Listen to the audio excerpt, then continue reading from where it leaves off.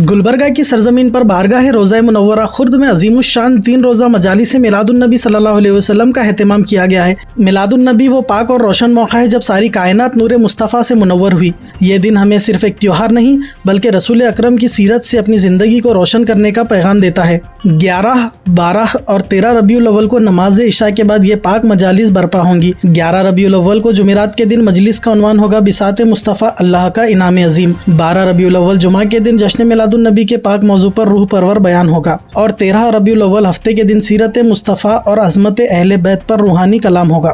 اس پاک سلسلے میں جانشین و سجادہ نشین بارگاہ روضہ منورہ خرد حضرت سید ید اللہ حسینی صاحب قبلہ نے میلاد النبی کی پرنور مبارکباد پیش کی، ان مجالس میں شامل ہونے کی دعوت دی اور ہماری اس نئی کوشش ڈیکن نیوز روم کے لیے بھی مبارکباد اور دعا فرمائی۔ میلاد کی مجالس صرف ایک جشن نہیں بلکہ ایک عبادت ہے، یہ ہمیں عشق رسول اور محبت اہل بیت کی نئی روشنی دیتا ہے۔ اس موقع پر اپنے بچوں، گھر والوں اور دوستوں کے ساتھ ضرور شرکت کریں اور برکتیں حاصل کریں۔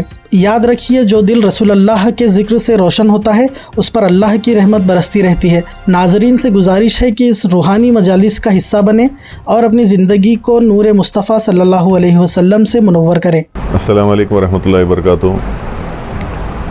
ماہ ربیع الاول کی آپ تمام کو میں مبارکباد دیتے ہوئے اس بات کی پرمسرت اعلان کرتا ہوں کہ شہر گلبرگہ میں ایک سوشل میڈیا چینل بنام ڈکن نیوز روم کے شروع ہو رہا ہے۔ بڑی مسرت کی بات ہے کہ اس سے عوام کو اور فائدہ ملے گا کہ جتنی اطلاعات ہیں، جتنی نیوز ہیں، جتنے انفارمیشنز ہیں، ہم شیئر کرنے میں اور ایک نیا پلیٹ فارم آ رہا ہے۔ تو میں اس ماہ ربیع الاول کی برکتوں سے کے ساتھ ساتھ ان کو مبارکباد دیتا ہوں کہ اس ماہ میں آپ نے شروعات کی ہے، اللہ آپ کو کامیابی عطا فرمائے۔ ساتھ ہی ساتھ میں آپ تمام حضرات کو یہ اطلاع دیتا ہوں کہ 3 روزہ مجالس ماہ ربیع الاول کے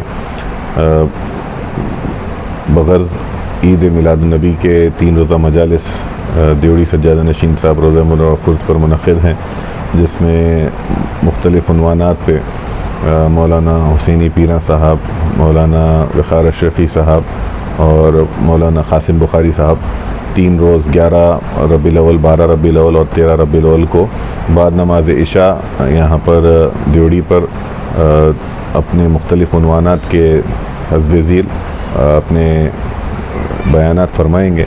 میں عوام الناس سے گزارش کرتا ہوں کہ اس میں شریک ہو کر اپنے مطالعے میں اور علم میں اضافہ فرمائیں، اور ساتھ ہی ساتھ یہ بھی اطلاع دیتا ہوں کہ 13 تاریخ کو بعد نماز عصر جو آثار مبارک کی برآمدگی ہوتی ہے، اس کے بعد قصیدہ بردہ شریف مغرب میں دیوڑی پر ہوگا، بعد نماز عشاء یہ محافل ہوں گی۔